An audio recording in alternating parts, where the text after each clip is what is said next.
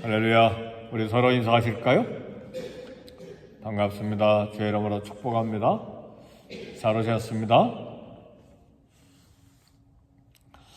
드디어 하나님의 마지막 심판, 일곱 대접을 땅에 쏟아붓는 재앙이 시작이 되었는데, 그래서 오늘 새벽기도 설교 제목은 땅에 쏟은 대접 이라는 제목입니다. 이 말씀으로 은혜를 받기를 원합니다. 이런 심판이 있기 때문에 우리는 주님의 심판이 점점 가까이 다가오고 있고, 또 과거에도 심판하셨지만 현재도 심판하고 있고, 그리고 최종 심판이 더 강하게, 점점 강하게 주님의 심판이 있기 때문에 우리는 주님의 십자가 보혈에 늘 죄를 씻고 그때그때마다 죄를 청산해야 됩니다. 죄를 쌓아놓고 1년치 한꺼번에 청산하고 그런 것이 아니라 오늘 죄를 짓고 깨달았으면 바로 그 자리에서 회개하고 또 씻고, 그렇게 함으로써 우리 주님의 심판날을 준비하는 우리가 되어야 됩니다. 오늘 계시록 16장 1절에 보니까 내가 또 들으니 성전에서 큰 음성이 나서 일곱 천사에게 말하되 너희는 가서 하나님의 진노의 일곱 대접을 땅에 쏟아라 그랬습니다. 첫 네 대접은, 일곱 대접이 있는데 오늘 본문에 이제 첫 네 대접은 땅과 바다와 강물 근원과 하늘에 있는 태양에 쏟아진 환경 파괴에 쏟아지는 재앙입니다. 첫째 천사가 대접을 땅에 쏟을 때 악하고 독한 헌대가 나타났어요. 사람들에게 그게 나타났어요.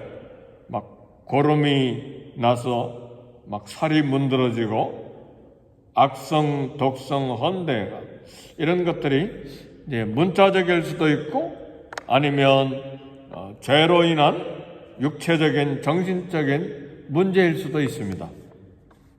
육체적인 죄면 이런 신체적인 질병들이 점점 많아지고 더 깊어지고 현대 의술로도 치료하기가 어려운 그런 악한 질병들이 계속 많아지고, 그것이 정신적인 문제라면 이 땅에 정신적인 질병이 온 세상에 가득해서 과학이 발달한다고 하지만 도무지 치료가 안 되는 그런 질병으로 드러나는 모습입니다. 두 번째 천사가 대접을 바다에 쏟을 때에 바닷물이 죽은 자의 피같이 됐습니다. 바다 전체가 피가 된다는 그런 이제 환상인데, 바다의 모든 생물이 죽는 심각한 바다의 오염이 될 수도 있습니다. 옛날에 바로가 하나님 앞에 완강하게 참 불순종할 때에 나일강이 피로 변했잖아요. 그럴 때 나일강에 살았던 모든 고기가, 물고기들이 죽은 것처럼 바다의 모든 생물이 죽는 심각한 이제 오염이 생기는 것이죠. 그러면 바다의 생물이 죽었기 때문에 이제 더 이상 바다 고기들은 먹을 수가 없는 그런 경제적인 심각한 문제도 발생하게 될 것입니다. 세 번째 천사가 대접을 강에 쏟아 부었는데, 이 강에 쏟아 부었다는 말은 마실 물이잖아요. 마실 물이 다 오염되는 재앙입니다. 네 번째 천사가 대접을 태양에 쏟아 부었는데 해가 사람들을 직접 태우는 재앙입니다. 무시무시한 재앙이잖아요. 이런 모든 재앙을 이 땅에 이런 마지막 심판의 재앙이 올 때에 우리에게 궁금한 것이 뭐냐면, 예수 믿는 사람들은 이런 재앙을 당하지 않을 것인가? 그렇게 되기를 원하죠, 우리는. 그렇죠? 마치 애굽에 10가지 재앙이 쏟아져 내렸을 때에 애굽의 모든 사람들에게는 재앙이 다 쏟아졌는데 이스라엘 백성들이 사는 고센 땅만큼은 재앙이 임하지 않은 것처럼 우리 그리스도를 믿는, 예수 믿는 사람들은 재앙을 받지 않기를 원하는데 참 어려운 부분입니다. 하나님의 재앙이 바다에 임했다. 모든 전 세계의 강물에, 물 근원에 임했다. 그러면 이 땅에 그때 살고 있는 사람들에게 재앙이 피해갈 것인가? 아니면 하늘의 태양이 재앙이 임했을 때에 그 재앙을 피할 수 있을 것인가? 참 어려운 해석의 문제예요. 그렇죠? 영향을 받으니까 만일 이 네 가지 재앙이 땅과 바다와 강물과 해에 쏟아진 환경 파괴라면 생태계의 변화이고 자연재해이기 때문에 성도들도 재앙의 영향에 들어가게 된다. 이것도 일리가 있는 해석일 수가 있습니다. 그렇죠? 그러면서도 하나님께서 특별히 보호해 주시는 은혜도 있겠지만 그 재앙이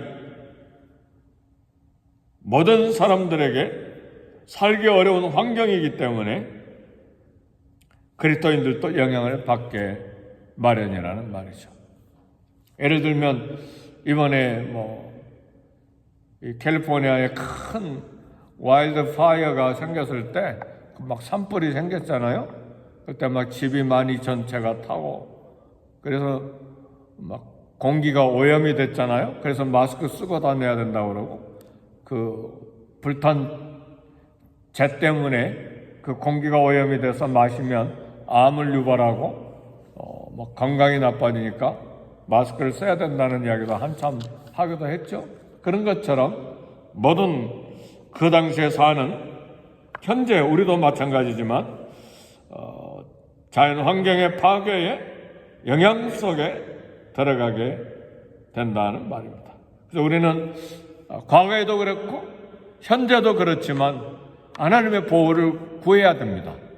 예수 그리스도를 믿는 하나님의 자녀들이 보호를 받게 해 주옵소서. 바다의 생물이 다 죽는다면 그리고 물이 피가 되어 다 오염이 된다면 수자원이 공해가 생기는 거잖아요. 그러면 수돗물도 마시기가 어려운 거죠. 지금도 수돗물 마시기 어려운 게 사실이죠. 그래서 물을 사다 먹잖아요. 정수하고. 그 다음에 해가 사람에게 직접 내리쬐서 태우는 이 재앙, 사람들이 살기 어려운 환경이 점점 되어가고 있죠. 지금 오존층이 점점 파괴돼가지고 이 오존층이 있어야 태양이 직접 내려오는 걸 막아주거든요. 근데 지금 오존층이 큰 구멍이 뚫어졌대요. 알래스카 땅보다 더 큰 구멍이 생겼대요. 점점 커져간대요, 지금. 그 태양이 직접 쏟아져 버리면 어떻게 됩니까? 모자를 쓰고 선크림도 진하게 발라야 되고, 왜요? 지금 선크림 안 바르면 안 되잖아요. 오존층이 점점 더 크게 파괴되어 가기 때문에. 그 다음에 요즘은 연세 많은 사람들만 백내장 수술하는 것이 아니고 젊은 사람들도 백내장 수술하는 사람들이 많아졌대요. 이게 다 오염된 환경들이죠. 피부 노화가 빨라지고 각종 피부암이 생기고 면역력이 약화되고 전염병에 걸릴 가능성이 많아지고. 그러니까 성경의 예언이 현재 지구의 생태계와 이렇게 다 하나하나 맞추기는 어렵습니다. 그렇게 다 해석할 수도 없고, 그러나 어려운 환경이 점점 되어가는 것은 사실입니다. 왜요? 오늘 네 가지 재앙은 환경에 대한, 환경을 파괴하는 재앙이 쏟아지는 것이기 때문에 이런 것들이 더 결정적으로 강하게 쏟아질 때에 하나님의 재앙이 더 극명하게 드러난다는 말입니다. 그런데 하나님 명령을 따라 우리는 이런 환경이 점점 어려워질 때에 이것들을 다스리는 노력도 하고 오존층 파괴를 막는 노력도 전 나라가, 전 세계가 다 환경 개선을 위해서 애를 써야 되는데, 그러나 노력해도 점점 살기 어려워지는 이 땅이 되어 갈 거예요. 왜요? 하나님 말씀이 점점 이루어져 가고 있으니까. 무시무시하잖아요. 태양이 막 재앙이 쏟아지니까 다 파괴되고. 이때 우리는 속죄의 자세를 가져야 되는데, 이 땅에 못 살겠다 그렇게 두려워하지 말고 말씀대로 구원이 가까운 것을 믿어야 됩니다. 아멘, 할렐루야. 결국은 성도들의 기도가 금대접에 담아져서 향으로 하나님께 매일 평생의 우리의 기도가, 또 하나님의 자녀들의 수천 년간의 기도가 다 쌓여서 그냥 대접이 쏟아지는 거니까, 기도응답으로 하나님의 구원의 때가 점점 가까운 것이고 하나님의 응답입니다. 아멘입니까? 그러니까 우리는 두려워하는 것이 아니라, 이런 모든 현상이 공포와 두려움이지만 구원의 완성을 위해 하나님께서 우리 기도에 응답하시는 것이기 때문에 주님의 오실 날을, 만물을 새롭게 해서 새하늘과 새 땅을 우리에게 주실 날이 가까이 오기 때문에 우리는 어떻게 기도해야 됩니까? 아멘, 주 예수여 오시옵소서. 그렇게 기도해야죠. 아멘입니까? 무서워하고 두려워하고 하는 이 세상 어떻게 살까?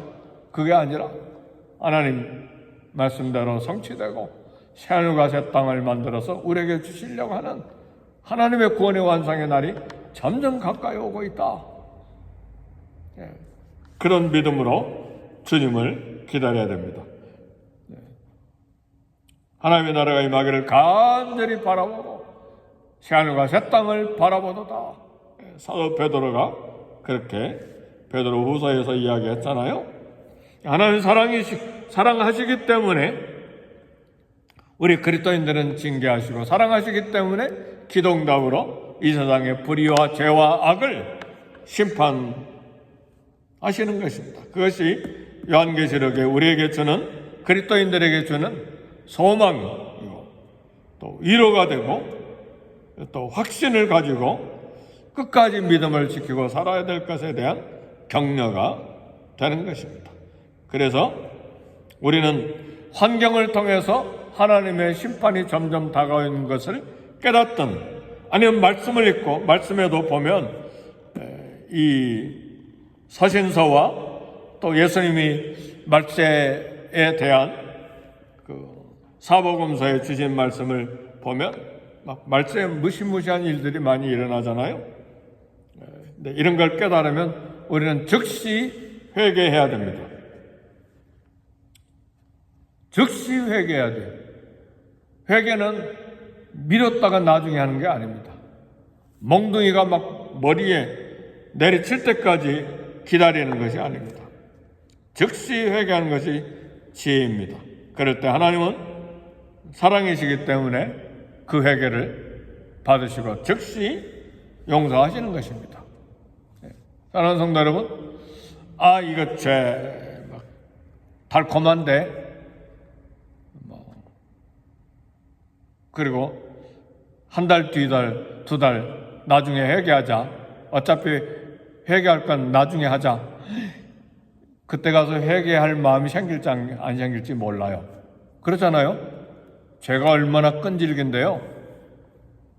죄 잘라내는 거 굉장히 어렵습니다.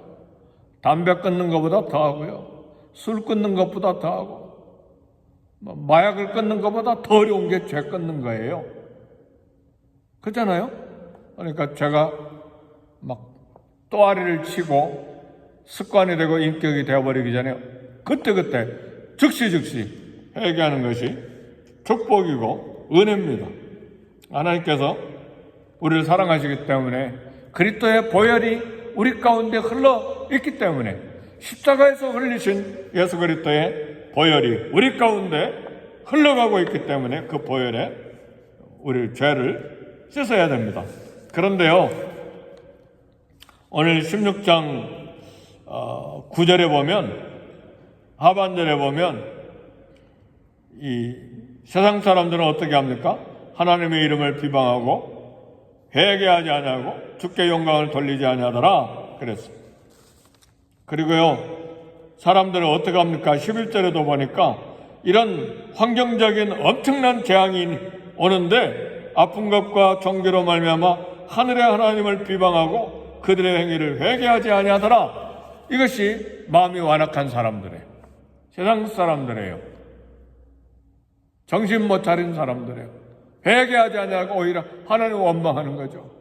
하나님 안 살아계셔. 하나님 나 미워하는가 봐. 우리는 그런 자세를 가질 수가 없죠. 얼른 회개해야죠. 회개하지 않으면 최후의 심판에 다 떨어지는 것이죠. 마치 애굽의 바로처럼 회개하지 않다가 나라가 망해버리는 것처럼 그렇게 되는 것이죠. 주님의 십자가 흘리신 보혈이 우리 가운데 흘러가고 있습니다. 그 보혈의 강물에 날마다 깨끗이 씻어야 됩니다. 양심이 아프거나 깨달아질 때 금방금방 회개해야 돼요. 결산할 거 결산하고 입으로만 회개하면 안 돼요. 우리 삶으로 다 회개해야 됩니다. 결산할 거 결산하고 청산할 거 청산하고 배상할 거 배상하고 미루면 안 돼요. 용서받을 거 용서하고 용서해달라고 하고 삶이 청산이 안 되면 사회 문제가 계속이 발생이 돼요. 관계의 문제가 계속이 발생이 돼요. 그래서 삶이 청산이 되고 하나님 앞에 먼저 회개하고 사람과 관계도 청산을 하고 그렇게 해야 됩니다. 세상 사람들은 회개하지 아니하지만 그러나 우리 그리스도인들은 즉시 회개해야 됩니다. 그리스도인들에게 주신 하나님의 경고는 하나님의 사랑입니다. 그리고 요한계시록에는 우리에게 엄청난 그리스도인들에게 주시는 위로와 격려와 소망은 뭐냐?